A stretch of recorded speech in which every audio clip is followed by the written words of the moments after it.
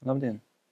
Es ļoti ceru, ka jums izdevās pieregistrēt savu WordPress lapu, izmantojot vienu no 3 metodēm, ko es iepriekš jau minēju un piedāvāju jums video.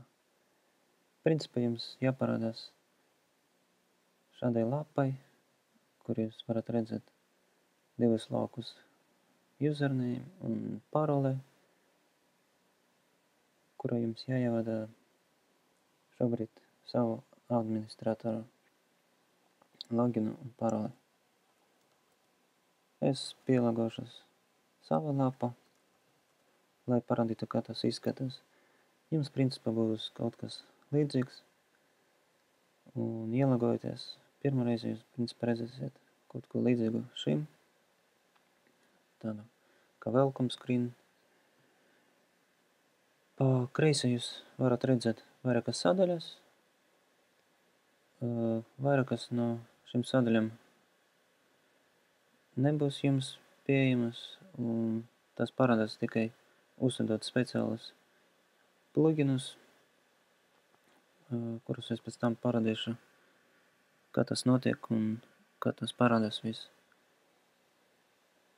Bet šobrīd es parādīšu tikai tās standarta funkcijas, kuras jums būs vajadzīgas, lai veidot savu blogu un rakstīt, pārvaldīt to.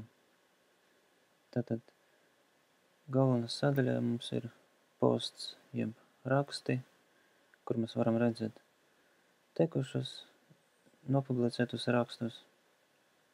Varam viņus redigēt, izdzēst, apskatīt un redzēt arī statistiku, kā komentāri, cik daudz. Lai izveidotu jaunu rakstu, mēs vienkārši nospiežam Add New, parādās formiņa. Te var 2 variantus izmantot. Pirmais ir vizuālais, kad mēs uzreiz redzam, ko mēs ievadam. Un otrais variants būs teksta vai HTML formāta, kurš te principā ir diezgan viegls, un ar to varas viegli tikt galā. Bet par to mēs runāsim jau, kad veidosim konkrētu rakstu. Pagaidām es vienkārši parādu, kur tas atrodas.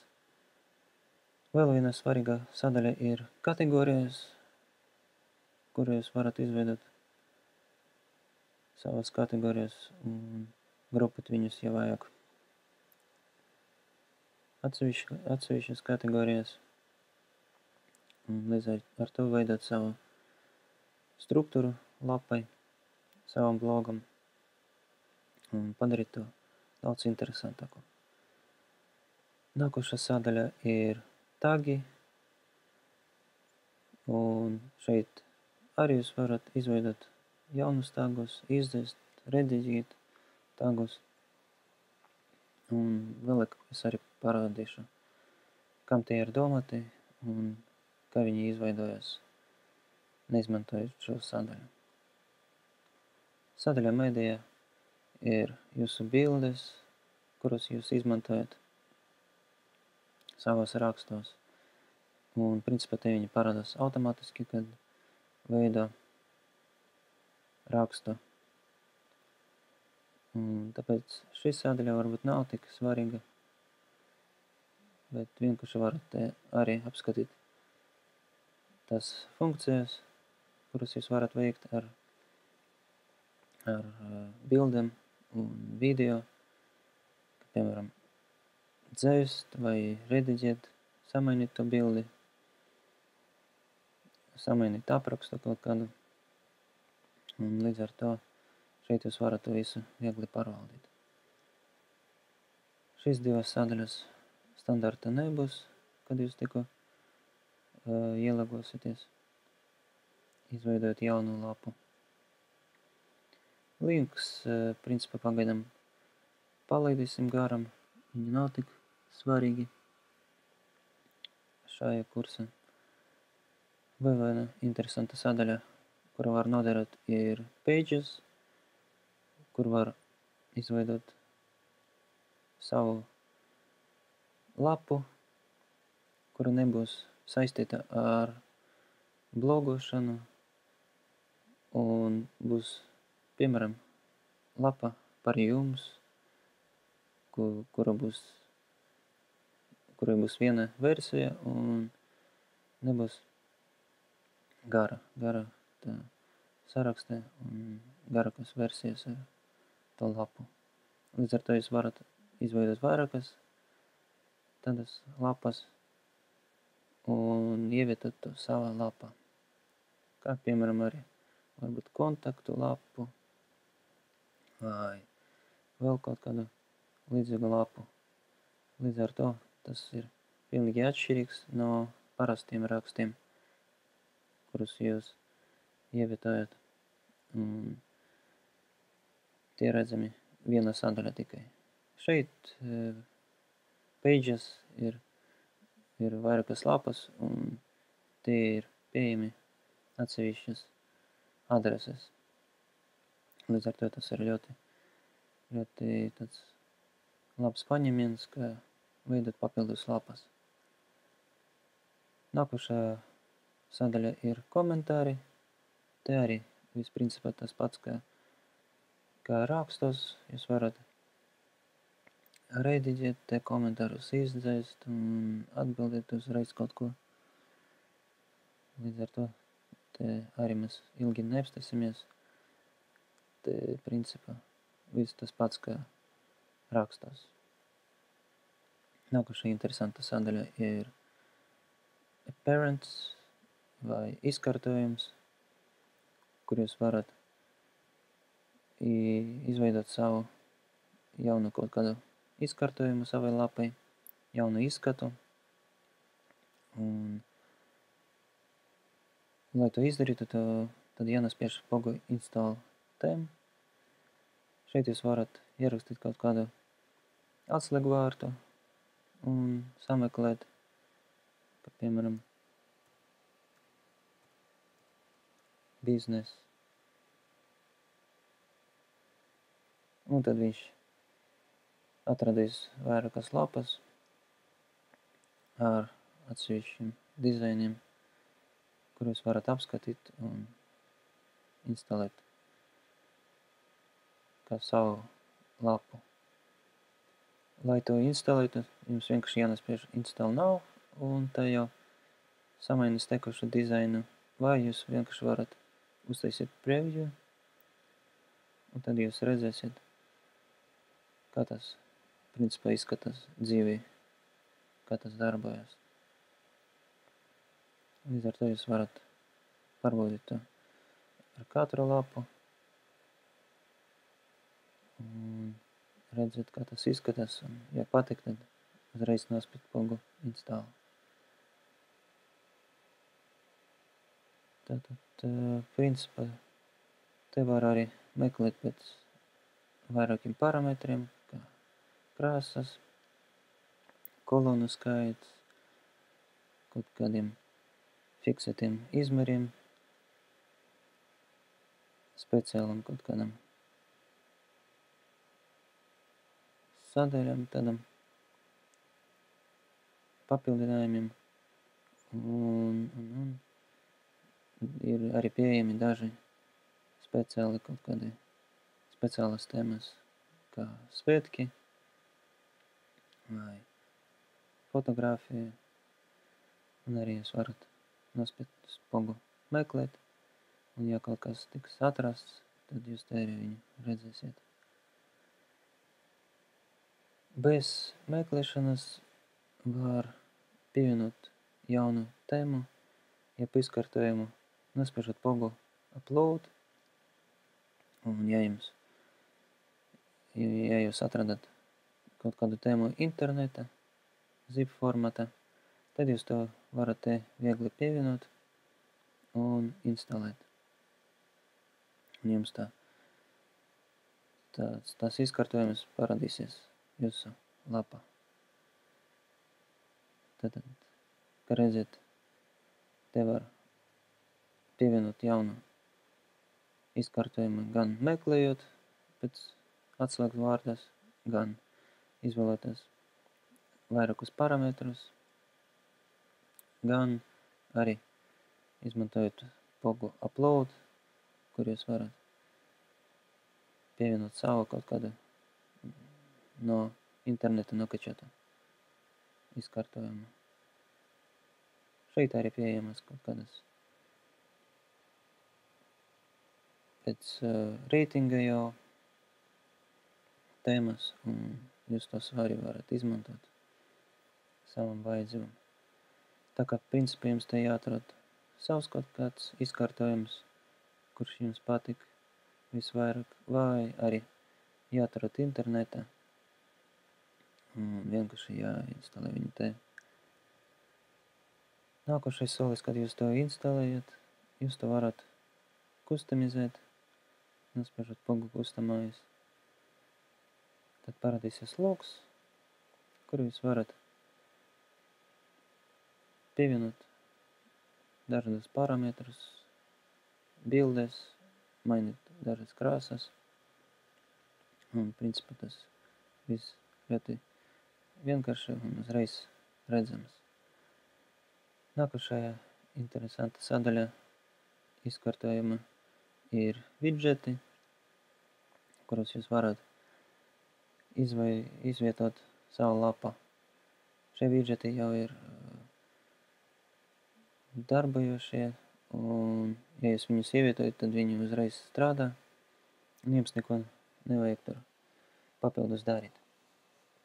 Kā piemēram, recent posts jūs varat pievienot un pat nosaukt to kaut kas savādāk, kā piemēram, jaunākie raksti.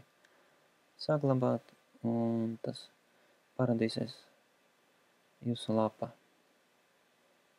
Bet to mēs apskatīsim mazliet vēlāk, kad veidosim rakstus jau, un tas būs jau daudz pārskatāmāk.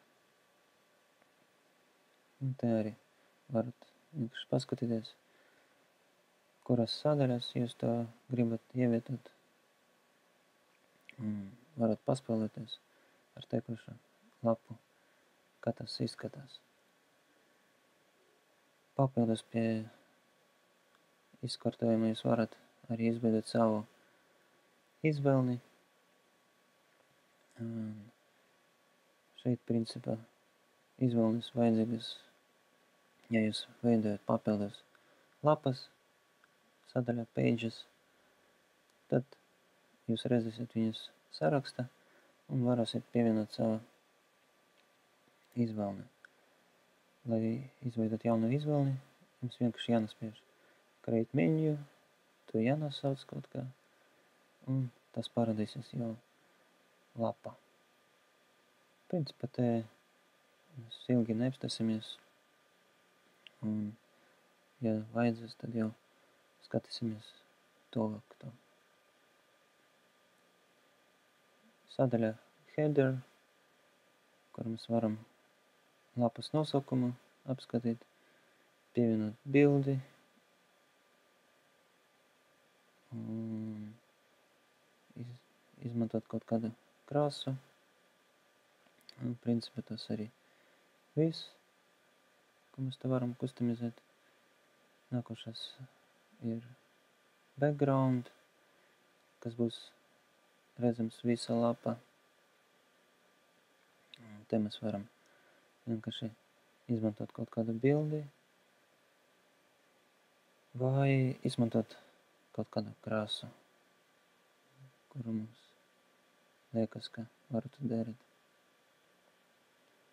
Ļoti svarīga sadaļa ir editor. Šeit uzreiz varbūt varat nobīties, kā tas viss izskatās, bet ja jums ir kaut kādas zināšanas CSS vai HTML vai PHP, tad jūs te viegli varēsiet orientēties un kaut ko mainīt.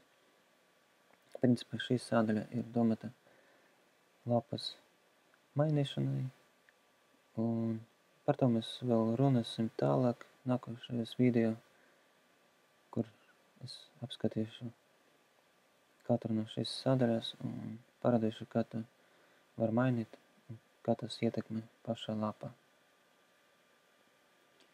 Sadaļa plugins arī ļoti svarīga sadaļa, kur mēs varam instalēt jaunus pluginus, ļoti vajadzīgus pluginus, kuri mums palīdzēs attīstīt mūsu lapu, padarīt to populārāk vai vienkārši paplašināt tekušu funkcionalitāti. Un te principā ir kaut kas līdzīgs kā ar parents sadaļu, ar izkārtojumu. Mēs arī te nospiežam add new un vienkārši varam sameklēt vajadzīgu pluginu vai varam izmantot atslēgvārdus kaut kādus populārākus vai varam vienkārši izmantot zipu, kuru mēs nokačējam no interneta un līdz ar to arī instalēt viņu. Tāpat arī pēc dažādiem reitingiem, popularitātes un pēc jaunākam versijām, jaunākiem pluginiem, kas tikko parādījās, mēs varam kaut ko sev sameklēt. Ļoti labi viss aprakstīts. Katram pluginam ir kaut kāds reitings, kuru mēs varam skatīties. Ja mums parādās vairāki varianti, tad mēs varam populārāko paņemt un uzinstalēt. Un lai to uzinstalēt, mēs vienkārši nospiežam install now un pēc kaut kāda brīža tas jau parādīsies mājaslapā un principā jau strādās, ja tam nebūs vajadzīga kaut kāda konfigurācija. Bet par to mēs arī runāsim mazliet tālāk. Vēl viena sadaļa, kurai jāpievērš uzmanība, ir users vai lietotāji, kuru mēs varam izveidot vairākus lietotājus un principā es iesaku izveidot vēl vienu lietotāju ar savu kaut kādu nickname, jo principā šis nicknames pēc tam parādīsies arī rakstos, kad jūs rakstīsiet savus rakstus. Līdz ar to izveidojot kaut kādu atpazīstamu, pēc kura jūs varat pēc tam atpazīt kaut kuru internetā un veidot sarunu ar jums. Līdz ar to arī te ir poga pievienot jaunu, tad mēs aizpildam vajadzīgus laukus un izveidojam to jaunu lietotāju. Sadaļa tools, principā viņa pagaidām nav vajadzīga, bet te, kā jau es minēju, mēs varam gan importēt WordPress konfigurāciju, gan arī eksportēt. Ja mēs, piemēram, izveidojam WordPressu uz bezmaksas, tas WordPress.org lapas, un gribam to uzlikt tagad uz, piemēram, savā serverā, vai mēs nopirkam kaut kādu domēnu, uz kura mēs gribam uzlikt, tad mēs šeit varam viegli eksportēt visu konfigurāciju un importēt to jaunu WordPress lapā.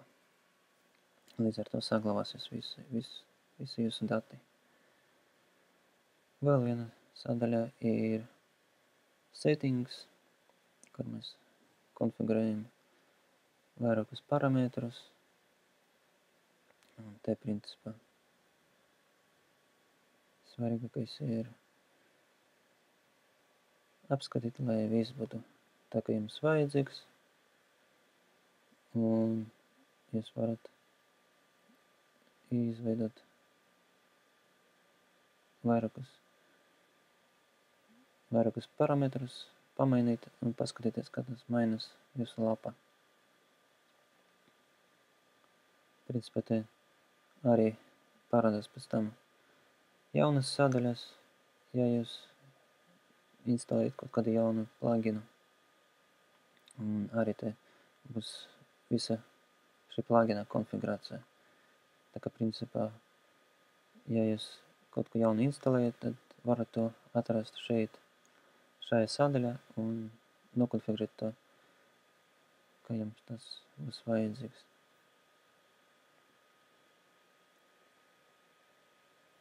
Tā, principā par WordPress es domāju, ka šodien mēs arī pabeigsim, un par tām sadaļām, kuras es teicu, mēs tālāk apskatīsim. Mēs tos arī apskatīsim, un tas būs daudz dziļāk viss apskatīts, un varas jau konkrētāk visu apskatīt un saprast, kā tas strādā. Šodien es domāju, ka mēs arī pabeigsim, un uz tikšanos nākošais video.